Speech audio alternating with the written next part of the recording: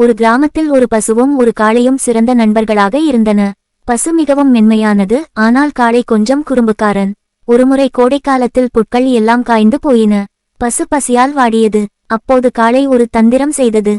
அது ஒரு விவசாயியின் தோட்டத்திற்குள் நுழைய வழி கண்டுபிடித்தது.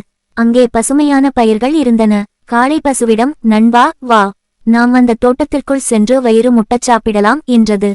பசு முதலில் தயங்கியது, பிறர் பொருளை திருடுவது தவறு என்றது. ஆனால் பசி தாங்க முடியாமல் உள்ளே சென்றது. அப்போது விவசாயி வருவதைக் கண்ட காளை தனது பலத்தை பயன்படுத்தி வேலி வழியாக தப்பித்து ஓடிவிட்டது.